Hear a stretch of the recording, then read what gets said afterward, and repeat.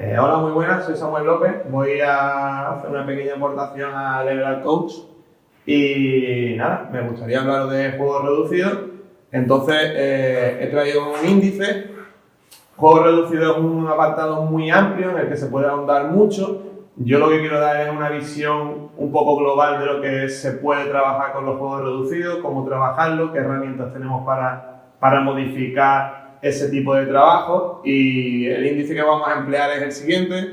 Primero me gustaría presentarme, vamos a hablar un poquito del marco teórico que puede presentar los juegos reducidos, hablaremos también de las ventajas e inconvenientes que nos plantean este tipo de entrenamiento, cómo podemos modificarlo para hacer un tipo de trabajo u otro, aspectos tácticos que se pueden trabajar o que intervienen en los juegos reducidos, cómo lo podemos enfocar para el trabajo de resistencia, cómo lo podemos enfocar para el trabajo de fuerza, y por último también vamos a hablar un poquito de esa periodización para llevarlo en un microciclo. Vale, yo lo primero que estudié fue Magisterio de Educación Física, luego estoy graduado en Ciencias, Actividad Física y el Deporte en la Universidad Pablo Olavide, máster en Preparación Física y Redactación de Lesiones en Fútbol, máster en Actividad Física y Salud, y actualmente soy investigador de Actividad Física y Rendimiento en la Universidad de Málaga. La trayectoria deportiva empecé en el PAN, tercera división en España, luego estuve en Alaurín de la Torre y estuve haciendo trabajo de análisis táctico en el Betis como alumno práctico. Más adelante estuve trabajando en La Roda, en segunda división B, grupo 2. Luego tuve la oportunidad de trabajar en el fútbol femenino, en segunda división nacional con el Málaga Club de Fútbol, y actualmente este es mi segundo año como formador en el Málaga Club de Fútbol en categoría infantil. Lo primero que se me viene a la cabeza cuando hablamos de juegos reducidos es usar una frase de José Mourinho, en la que dice que para él no existen los jugadores que están en forma, existen jugadores adaptados a una forma de jugar, que para él el resistir es estar adaptado a una idea de juego y ser capaz de realizar las acciones individuales y colectivas implícitas en esa forma de juego. ¿Qué es lo que quiere decir? Quiere decir que nosotros entrenamos a jugadores para jugar al fútbol, para que estén adaptados a ese modelo de juego. Los juegos reducidos, para mi forma de ver, nos dan ese enfoque que puede ser muy válido para que el entrenador y el preparador físico sean capaces de trabajar aspectos condicionales y tácticos al mismo tiempo. De todas formas, cuando entrenamos a jugadores de fútbol tenemos que saber que esos jugadores tienen que estar adaptados a la competición. ¿Qué mejor manera de adaptar a la competición? Haciendo lo que compitan. Juego reducido para mí es una forma muy válida de hacer que estos jugadores compitan entre ellos en los entrenamientos. Seguimos pensando. Entonces, si yo voy a correr detrás de una pelota, ¿cómo voy a correr sin ir detrás de una pelota? Quiere decir, ¿trabajo analítico sería válido o no sería válido? Bueno, yo no creo que haya que desechar ningún tipo de entrenamiento, pero el jugador tiene que estar adaptado para correr detrás de la pelota y con el balón.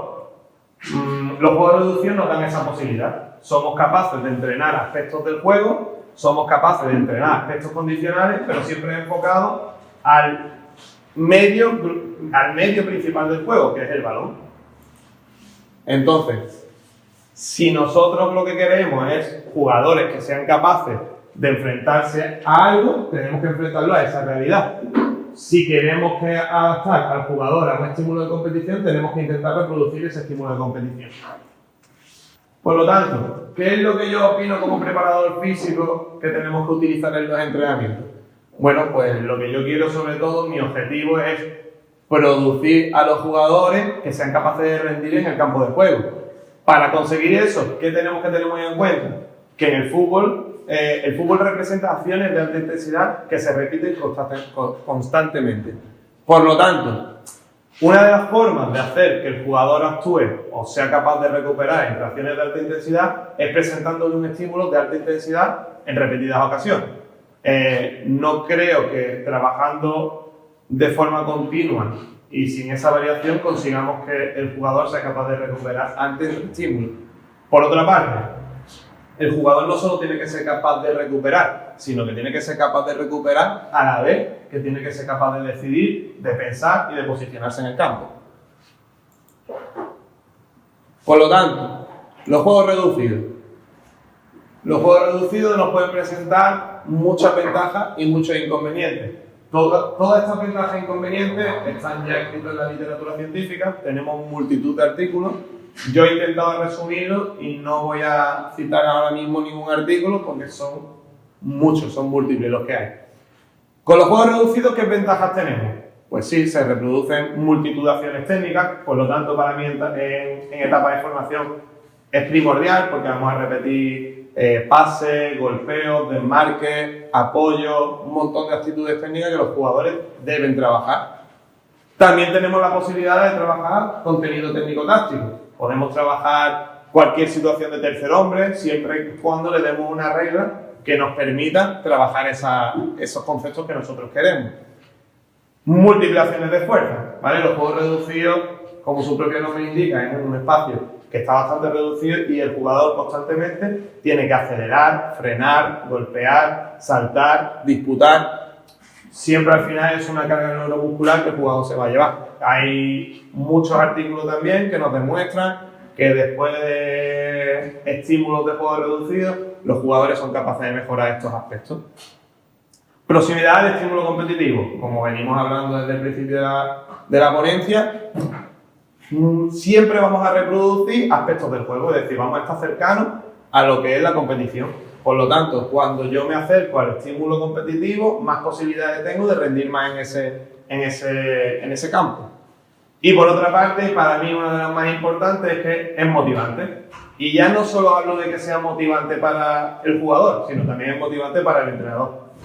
Siempre que consigamos esa armonía entre jugadores y cuerpo técnico, vamos a conseguir que la sesión sea mucho más rica. Para mí introducir los juegos reducidos no solo va a conseguir que mejoremos la capacidad del jugador, sino que consigamos que él sea capaz de querer mejorar más rápido. Si él está motivado para jugar, probablemente consigamos que rinda más. ¿Cuáles son las desventajas que nos presentan los juegos reducidos? Una de ellas, y para mí la más importante, es que como el espacio de juego es muy pequeño, nunca van a llegar los jugadores a alcanzar velocidades altas. ¿Qué ocurre? Que luego en el partido el campo o el espacio de juego es mucho más grande. Al ser más grande hay velocidades altas que con los juegos reducidos no podemos suplir. Las dimensiones son diferentes a los de partido. Obviamente llevamos todo el rato hablando de que tenemos que intentar simular el estímulo y por otro lado le estamos quitando espacio, con lo cual ya no se asemeja tanto al estímulo competitivo, ya que las dimensiones son muy diferentes. La intensidad es variable y esto depende mucho de muchos factores. El nivel técnico de los jugadores, es obvio que a más nivel técnico de los jugadores, más intensidad tiene la tarea y más capaces son. El entrenador, cuando está un entrenador presente, la actividad de la tarea sube, la intensidad mejora mucho. El día, la hora, las condiciones climatológicas, pero ya no solo eso, sino podemos encontrarnos un jugador que haya hecho un trabajo en esa tarea y otro jugador que haya estado parado y no haya hecho prácticamente nada. Dificultad para controlar la intensidad. Si hacemos un trabajo analítico y queremos controlar la velocidad a la que corre el jugador, es muy sencillo. Simplemente cogiendo la distancia y el tiempo podemos saber la velocidad que lleva. Con un juego reducido es prácticamente imposible si no tenemos material para medirlo. ¿Cuál es el material que se suele utilizar? Normalmente se trabaja con GPS. Dificultad para aportar el mismo estímulo. Es muy difícil, o una de las tareas más complicadas para los entrenadores, es conseguir que nuestra tarea sea capaz de reproducir algo similar a la de competición. Pero podemos hacerlo una vez que conoces al jugador, conoces al equipo, sabes lo que te pueden dar y obviamente con la formación de los entrenadores. Pero es muy difícil aportar el mismo estímulo, sobre todo para todos los jugadores. Esto lo he puesto en desventaja porque en la literatura viene como desventaja. Para mí no es tanta desventaja porque realmente ningún jugador tiene el mismo estímulo. Es decir, no tiene el mismo estímulo un jugador de banda que un mediocentro. Si te das cuenta, o la experiencia a mí me dice que un jugador de banda va a actuar muy diferente en un juego reducido a lo que lo haría un mediocentro. Un mediocentro normalmente va a estar más activo, se va a ofrecer más. Un jugador de banda siempre va a optar por otras posiciones y no va a intervenir tanto. Pero bueno, eso es experiencia personal, opinión personal. ¿Debemos desechar entonces el trabajo analítico? Pues no. Yo soy de los que piensa que desechar algún tipo de trabajo no es bueno, porque todo trabajo nos puede aportar algo. Además, hemos hablado antes de que una de las grandes desventajas del juego reducido es que no vamos a poder reproducir estímulos de altas velocidades. Por lo tanto, ¿cómo lo hago yo o cómo me gusta a mí hacerlo? A mí me gusta que después de una sesión de juego reducido, pues en otro día de la semana, se haga trabajo de HIIT, trabajo intervalico de alta intensidad, donde el jugador sí haga carreras de larga distancia y de alta velocidad. ¿Qué es lo que vamos a conseguir con eso? Pues darle ese postre que no vamos a tener con los juegos reducidos. ¿Vale? El jugador en juegos reducidos va a conseguir una frecuencia cardíaca alta similar a la de partido, pero no vamos a conseguir que lo haga a alta velocidad. Yo no desecharía un trabajo analítico donde consigamos aportar este estímulo. Por lo tanto, y ahora vamos a meternos un poquito en qué herramientas tengo para controlar un juego reducido. Número de jugadores. Obviamente, el número de jugadores que presentemos en el campo o en el espacio de juego va a determinar la intensidad de la tarea. El tiempo. Obviamente, cuando tú metes una carga de trabajo por encima de la deseada, la intensidad baja. ¿Vale? Entonces el tiempo es una de las variables con las que tenemos que jugar. La presencia del entrenador, lo dije antes, hay varios estudios que nos hablan de juegos reducidos, el mismo juego reducido con los mismos jugadores, intentando reproducir mismas condiciones climatológicas incluso, que varían mucho la intensidad del juego estando presente el entrenador o no. Y cuando hablo del entrenador no hablo de cualquier miembro del cuerpo técnico, porque creo recordar que hay por ahí algún estudio también que nos dice que la presencia del primer entrenador es la que de verdad hace que esto cambie. ¿Por qué? Pues yo creo que es muy sencillo. Al final el primer entrenador es el que realmente decide quién juega y quién no juega. Entonces el jugador pues, se esfuerza más. Los objetivos de la tarea. Más adelante vamos a ver que en función del número de toques que pueda dar cada jugador, que en función de si tienen que conservar o tienen que hacer gol, la intensidad se va a variar. Estos factores van ligados de la mano, porque otra de las cosas importantes que hay es el espacio de interacción individual, el espacio o la dimensión que va a tener el juego reducido. Me adelanto a lo que va a venir después y con estos dos factores tenemos que tenerlos muy en cuenta juntos. Porque, por ejemplo, en un espacio pequeño, meter portería podría reducir la intensidad de la tarea, pero en un espacio grande, meter portería aumenta la intensidad de la tarea. No sabemos por qué, pero realmente cuando se han medido con estudios es lo que nos ha salido. La polarización del espacio. Es muy importante ver la direccionalidad que le damos al juego reducido, porque la intensidad también varía mucho dependiendo de la direccionalidad del juego o si no tiene direccionalidad, si solamente tenemos que conservar. Metiéndonos ya un poco en en aspectos tácticos o técnico-tácticos, hay artículos de Owen que nos dicen que en trabajo de 3 contra 3 con portero y de unos 3 minutos de duración se dan aproximadamente 30, o una media de 38 pases, 11 disparos, 6 regates y 23 toques por jugador. ¿Vale? También nos da alguna información de la distancia que recorren los jugadores, pero bueno, la he puesto ahí por aportarla, pero realmente lo que me interesa ahora mismo es que en 3 minutos cada jugador se ha llevado 23 toques y que ha habido muchos pases, muchos disparos. Entonces, cuando nosotros trabajamos con jugadores, sobre todo en etapas de formación, que lo que buscamos es fomentar el talento, yo creo que es muy necesario que ellos mismos reproduzcan muchas veces muchas acciones técnicas, porque la única forma al final de mejorarlo es repitiendo. Por otra parte, tenemos estudios de Oscar Caro, donde en su tesis analizan muchas situaciones de juego reducido con situaciones reales de partido. Para mí es una tesis muy recomendable que creo que todo el que esté interesado en temas de juego reducido debería leer porque es primordial. Y nos dice que en situaciones sobre todo de 4 contra 4, las situaciones que se dan en el partido son de más amplitud y menos profundidad.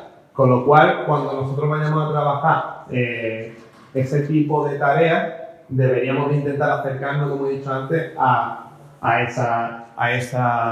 esas dimensiones. Y ya no solo lo hablamos por el tema condicional, sino porque en el tema táctico vamos a estar mucho más cerca de la situación que se van a encontrar los jugadores en el partido.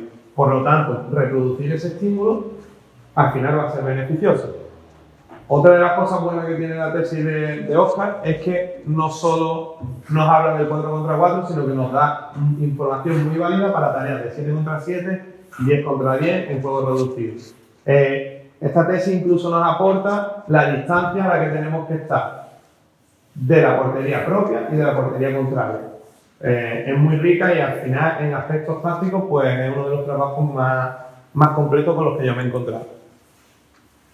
Otro de los grandes estudiosos del juego reducido es David Casamichana y es uno de los principales promotores de la direccionalidad del juego, de polarizar el espacio. ¿Qué es lo que ocurre? Que cuando tú polarizas el espacio ya empiezan a aparecer roles. Es decir, el delantero quiere estar más cerca de la portería, el central siempre va a tender a defender su propia portería. ¿Qué es lo que ocurre? Que ya hay los aspectos, ya no solo cambia el aspecto táctico, sino que cambia el aspecto fisiológico, ¿vale? Al final el estímulo que tiene un jugador de banda, como he dicho antes, no va a ser el mismo que un medio centro. Entonces, cuando ya metemos esta direccionalidad, cambiamos un montón todos los aspectos, tanto tácticos como fisiológicos. ¿Para qué más podemos utilizar los juegos reducidos? Bueno, los juegos reducidos al fin y al cabo es el trabajo de resistencia de los jugadores. A mí una de las clasificaciones que más me gusta es la que hace Pedro Gómez en su libro de la preparación física del fútbol, contextualizada en el fútbol, porque ya empezamos a hablar de temas que los entrenadores no van a entender más. Cuando un preparador físico habla con un entrenador, una de las cosas que tiene que intentar es que éste le entienda. Entonces, cuando nosotros hablamos de capacidad aeróbica, potencia aeróbica, trabajo anaeróbico, capacidad anaeróbica elástica, normalmente los entrenadores se pierden. Y aparte tampoco creo que sea algo real, porque el fútbol no es un trabajo solo de resistencia exclusivo. En el fútbol se combinan muchos trabajos de resistencia. Tú puedes estar haciendo una carrera de baja intensidad y en cualquier momento tienes que acelerar y pegar un sprint. Entonces, Pedro ya también antiguamente Cometti también hacía esta clasificación, pero nosotros dividimos el trabajo en aeróbico de baja intensidad, aeróbico de media intensidad y aeróbico de alta intensidad. Y ahora voy a hablar un poquito de cada uno de ellos. ¿Vale? Aquí esta es una tabla que hay en el libro de Pedro que he tomado prestada de mi compañero, donde nos habla más o menos el umbral en frecuencia cardíaca, en intensidad subjetiva en escala de Borg, en tiempo, en espacio y en jugadores. ¿Vale? Yo ahora voy a intentar explicarlo un poquito más profundo y diríamos que las tareas aeróbicas de baja intensidad son generalmente aquellas en las que el jugador o no se mueve mucho o se mueve a baja intensidad. Es obvio que aunque sea una tarea que hemos catalogado de baja intensidad, el jugador va a haber muchos momentos en el que haga acciones de alta intensidad, pero no va a hacer muchas acciones de alta intensidad repetidas, o no debería ser la tónica de la tarea. ¿Qué tipo de tareas pueden ser estas? Juegos de posición, rondos, tareas de conservación, pero siempre hablamos de un espacio grande y donde no intervienen objetivos como porterías pequeñas, trabajos de cambio de chi o muy específicos de cambio de chi. Nosotros también lo utilizamos como un trabajo, o se suele utilizar como un trabajo regenerativo. No tiene un desgaste muy alto para el futbolista y, por poner un ejemplo, podría ser una situación como la que tenemos aquí. Un espacio muy grande en el que hay un 8 contra 8 y los jugadores, el único objetivo que tienen es conservar la pelota. ¿Vale? Aquí, si los jugadores tienen un buen nivel táctico y un buen nivel técnico, no les hará falta moverse mucho para conservar el balón. Sobre todo incluyendo, y así añadimos comodines. Siempre que haya una superioridad numérica va a ser sencillo. ¿Qué es lo que ocurre? Que cuando también hay una superioridad numérica por comodines, también hay un equipo que se encuentra en inferioridad y sí que va a correr más. Por lo tanto, siempre que queramos dar un trabajo de baja intensidad, yo recomendaría no incluir comodines. El trabajo aeróbico de media intensidad es un trabajo donde ya el jugador se va a emplear carrera de alta intensidad, pero tiene un tiempo para recuperar entre ellas. Estas tareas suelen ser amplias, pero tienen objetivos pues, parecidos a hacer gol. ¿Qué es lo que ocurre? Que cuando el jugador ya aquí se encuentra o se ha estudiado se encuentra en una portería, va a realizar sprint en dirección a meter gol. Cuando estamos haciendo un trabajo de conservación, ese número de sprint, ese número de desmarque en ruptura se reduce. Pero cuando aquí ya le estamos metiendo objetivos y un sitio donde atacar, el jugador sí que va a hacer esos cambios de ritmo, esos cambios de dirección, que quizás no haga cuando es solamente la tarea de conservar. Se suelen utilizar mucho en tareas de modelo de juego, ¿vale? Nosotros en nuestro equipo sí que la utilizamos con un objetivo claro y en base a un objetivo táctico. Por eso digo que cuando hablamos de juegos reducidos, tanto entrenador como preparador físico se deben poner de acuerdo para intentar incluir los objetivos tácticos de la semana o de la sesión con el objetivo fisiológico que quiere el preparador físico trabajar en aquel momento. Estas tareas tienen una duración menor a las tareas aeróbicas de baja intensidad y al final es obvio, siempre que aumentamos la intensidad hay que reducir el volumen. Son principios básicos del entrenamiento. Cuando hablamos de tareas aeróbicas de alta intensidad, sabemos que el jugador va a realizar acciones múltiples de alta intensidad y repetidas. ¿Qué es lo que ocurre? Que aquí sí que tenemos que reducir el tiempo considerablemente. Un jugador no va a ser capaz de mantener una intensidad alta durante más de 3-4 minutos, donde reproduzca situaciones de alta intensidad, choques, disputas, golpeos en repetidas ocasiones. Nosotros también la utilizamos como trabajo de fuerza. ¿Por qué como trabajo de fuerza? Al final, con un espacio muy reducido de juego y con pocos jugadores, vas a provocar que el centroide, que al final es el balón, que es lo que hace que todo gire en torno a él, el jugador siempre va a ser o poseedor o posible poseedor, porque al final hay muy pocas opciones. El jugador siempre tiene que estar activo, siempre tiene que estar dando constantes apoyos y ahí se van a generar muchísimas disputas, muchas acciones de fuerza. Yo lo incluiría como un trabajo muy específico de fuerza. Estas tareas no solo tienen por qué ser continuas. Yo utilizo mucho también tareas de estas con pequeños descansos, incluyendo postas, donde se podía hacer un trabajo de alta intensidad más controlado o con descansos más controlados por el preparador físico. Es decir, no tienen por qué ser tareas continuas, también pueden ser tareas en las que incluyamos algunas repeticiones, descansos y demás. Jaime Sampaio ya nos habla de que este tipo de trabajo generan mayor carga cardiovascular, pero también presentan valores más estables de trabajo. ¿Qué es lo que ocurre? Que al ser siempre un 3 contra 3, un 4 contra 4, un espacio tan reducido, los jugadores siempre suelen mantener los mismos valores de frecuencia cardíaca, más o menos las mismas carreras de alta intensidad. Cuando hay muchos jugadores, siempre puede haber un jugador que se esconda y esos valores no son tan estables, pueden variar un poquito más. Pero claro, cuando hay 3 contra 3, es difícil que uno se pueda esconder.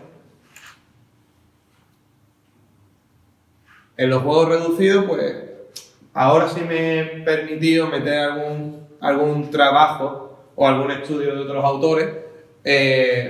Ya nos hablaba Aaron Kutz con su equipo de trabajo en 2009 de que los juegos reducidos han demostrado mejorar la capacidad del jugador de repetir acciones de alta intensidad. Y esto está testeado y está hecho con una de las revistas con mayor impacto del mundo. Y además estos autores, la verdad que son uno de los autores con más experiencia en el tema de los juegos reducidos. Hay múltiples estudios también que avalan mejoras en sprint, en cambio de dirección y en marcadores de resistencia. Ahí pongo un ejemplo de uno de ellos. Y por supuesto, y más importante, es que mejoramos la capacidad de repetir sprint. Hemos empezado la ponencia hablando del concepto de RSA y ya hay algún estudio que avala del 2012 que se mejora el RSA. Con juegos reducidos somos capaces de mejorar el RSA. Si conseguimos que el jugador tenga una mejor recuperación entre una acción de alta intensidad y otra, seguro que estamos ayudando, le estamos haciendo un bien. Trabajo de fuerza específica. Como he dicho antes, voy a repetirlo un poquito. Se producen muchas aceleraciones, cambio de dirección, lucha, por lo tanto la carga neuromuscular sube, aumenta. ¿Cuáles son este tipo de trabajo? Pues sobre todo situaciones en las que intervengan menos de 3 jugadores por equipo. Claro, como hemos dicho antes también, a menos jugadores tenemos que reducir el tiempo de trabajo. ¿Por qué? Porque si hemos hablado que en una situación de un 7 contra 7 un jugador va a intervenir X veces, sabemos que en una situación de un 3 contra 3 el jugador va a intervenir muchísimo más. De hecho, ya hay estudios que lo demuestran. Hace poco hemos visto un estudio de Owen, donde hemos analizado un 3 contra 3 con porteros y las situaciones técnicas se reproducen con mucha asiduidad.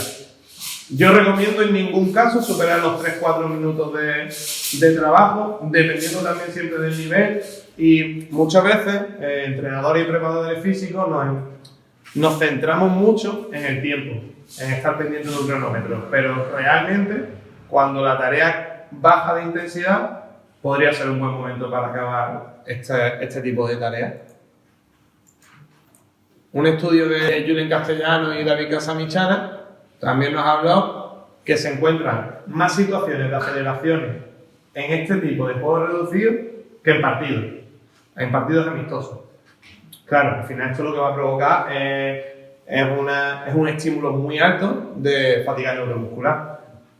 Si somos capaces de, con los juegos reducidos, dar esta fatiga neuromuscular, tenemos la ocasión de trabajo de fuerza muy específico para el futbolista sin tener que salirnos del fútbol. Y ya por último, vamos a hablar un poquito de la periodización de estos juegos reducidos.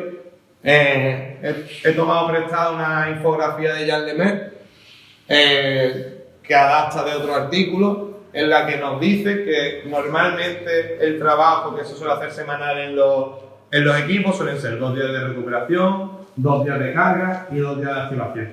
Yo estoy muy de acuerdo, aparte de que se haya demostrado con este tipo de periodización, porque al final el jugador tiene que pasar, la teoría de la supercompensación nos habla de eso, que tenemos que tener un proceso de recuperación para luego ajustar una carga y adaptarnos a ese estímulo. ¿Qué podemos utilizar? Pues en día de recuperación yo obviamente utilizaría trabajos como los primeros que hemos visto, de baja intensidad, con situaciones amplias, con mucho número de jugadores, sin objetivos claros.